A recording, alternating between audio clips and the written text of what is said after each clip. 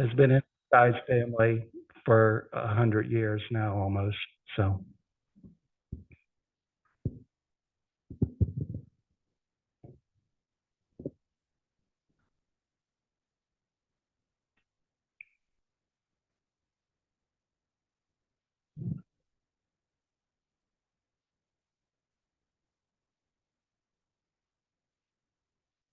All right, moving on. All right, then we got the Talkeetna, which, as you can see here, is south of Denali, and it actually is the starting point for most summit attempts for Denali. Talkeetna is the place that most people go, and there's actually a ranger station there to get your permits and everything, and training, not really mountain climbing training, but whatever the rangers want to tell you about the weather and stuff in the area. This is the view from where I stayed that night. And out here in the distance is Denali, but the weather wasn't good enough to see it. So the next day I took a raft trip down the river. Saw a few things like a beaver dam, actually, with beavers running around and things like that. And we were cautioned, if we get splashed on our glasses, do not wipe them off because the silt will scratch your lenses. So I took this picture, and this was the last one I took. I put my camera away, and I was like, okay, I don't want to drop it in the river, and I don't want it to scratch the lens. So Talkeetna, it's a little touristy town, probably about 3,000 people year-round, very walkable, a lot of restaurants. Oh, and then another moose sighting. The Nagley store, if it looks at all familiar, if you ever had seen the television show Northern Exposure, the outdoor scenes were done in Talkeetna. So. Next stop was the airport in Talkeetna, and not to make a pun, but this was actually the highlight of the trip for many reasons. Got in the plane, and our destination was Denali. This is the southern peak of Denali. So this is my third sighting of the mountain. No, no, I did not. The hiking season runs till April, and by July there's too many melts and stuff. So, but we did land on Roof Glacier. So got out there, and that's probably the biggest smile you'll see in any of my pictures. Sheldon Amphitheater, Roof Glacier, we're about 6,000 feet above sea level. And there's Denali in the background. And as you can see, there is a house here for rent. You can rent this out as an Airbnb. Yep. Yeah, did you have a question? So did the plane have like skis, or was it just rocks? I mean, just wheels that bounce? Actually, there are skis here. There's skis on the right. It wasn't like a super smooth landing. It actually wasn't bad. It wasn't. I've actually had worse in commercial jets. So it was very. It was smooth. I mean, this is smooth. A landing strip, basically. I mean, that's what it's used for. The pilot says he made usually 3 to 4 trips up to Roof Glacier a day, and he wasn't the only pilot doing that. So while we were there about 30 minutes. Another plane did not land, but so there are planes coming and going, and it's widely used area for landing because of the view right here. And Alaskans like to brag about Denali, just like Texans like to brag about Texas, but they like to point out that Denali rises 18,000 feet from a 2,000-foot plateau, where Everest only rises 12,000 feet from a 17,000-foot plateau. So if you put Denali next to Everest at the same plateau, Denali would be 6,000 feet higher than Everest. So that's how they get around all that. So here, the south summit is at 20,320. The north summit is a little bit lower at 19,470. But this picture, this, as I said, was the high point of the entire trip in more ways than one. Too soon, we were down, heading back to Talkeetna Airport. And day 9 was back on the train to Denali with the tour group. And that was pretty much all that day was. Then the next day was Denali National Park. And I got into the park.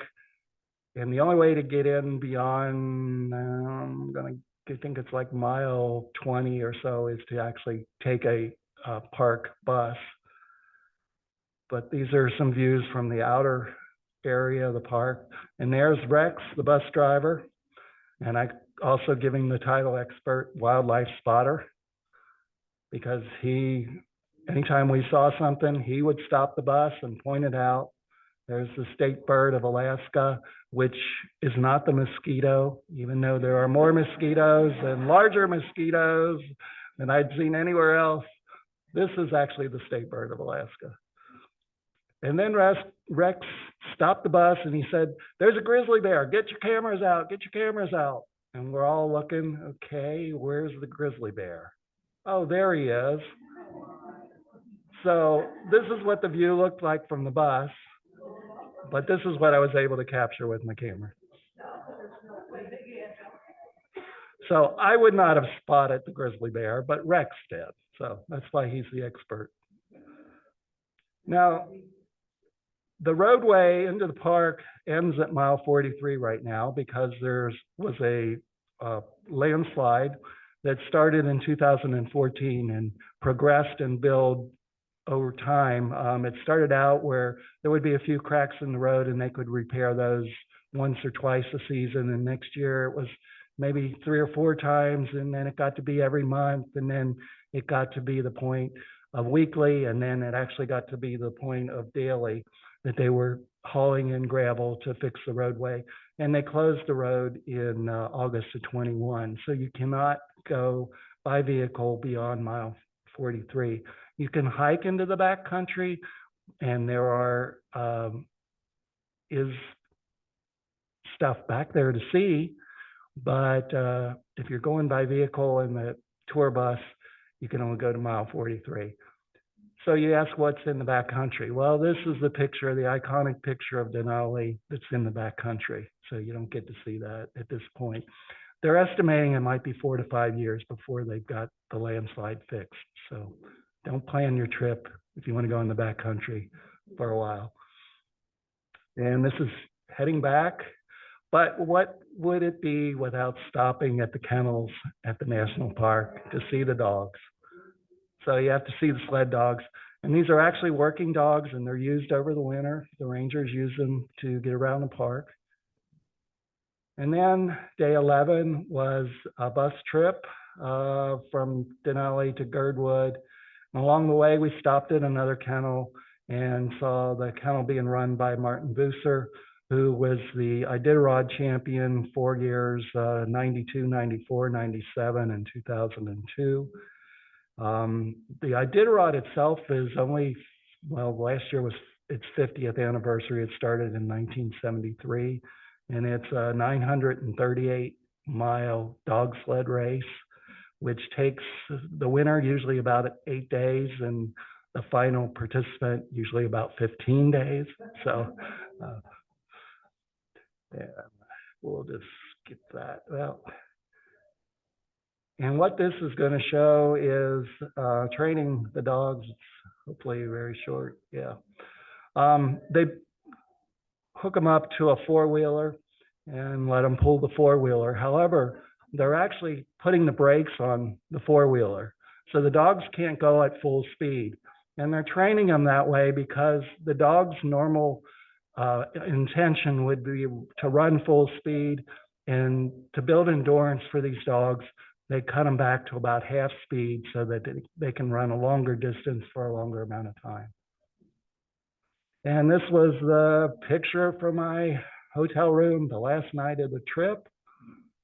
And day 12, bus ride to Whittier and cruise to College Fjord, which is also, so this is Portage Lake. And as you can see, the weather was overcast and everybody was bummed out, last day. And I'm thinking, well, I had 11 good days. I'm not going to be too upset by that. The only way to get to Whittier is by air, by boat, or through this tunnel. And this tunnel is 2.5 miles long, and it was built in 1942. And it was built as a railroad tunnel, and vehicles only started using it actually in 2000. Prior to that, if you wanted to take a car into Whittier, what you had to do was put it on the back of the train, and the train would pull it through the tunnel. But now they've got a roadway in the tunnel. And the way it works is on the hour, traffic goes in one direction. On the half hour, it goes in the other direction, but only for 15 minutes. The other 15 minutes, they use jet fans to get the fumes out of the tunnel. It's 2.5 miles long, so they got to clean the air out. So you got to be on time for your transit through the tunnel, or you wait an hour. Once we got through the tunnel, though, the weather was totally different. It was another clear, bright, sunny day, and there we get to Whittier. Yes, cruise ships come to Whittier and go down the coast all the way to Seattle. Here's Whittier on the boat. And I didn't take this picture, I pulled it off the internet, but I wanted to give you an idea what College Fjord is about. There are a number of glaciers that empty into this fjord, and they're all named for Eastern colleges. Women on the left, men on the right. We have to keep and this is Harvard Glacier. And again, the immensity of these things, it's hard to imagine. And even being there, it's hard to imagine because your brain starts playing tricks on you. Everything's so massive around you, but it's a 1.5 mile wide glacier. And it's hard to imagine that. More harbor seals, some sea otters. Again, bald eagles were in the trees, but I couldn't get their picture. Man. More glaciers. As I said, this was a 26 glacier tour, and I lost count, and I also lost track of the names, so my apologies on that. Back to Whittier, and some of the tour group was getting on this cruise ship, and they were going to sail down to Seattle, but I was going to the airport and flying home. So that was it.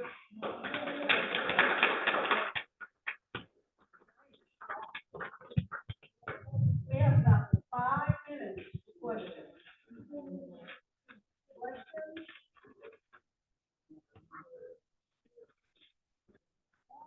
Okay. Let's go. All right. Thank you, Ted.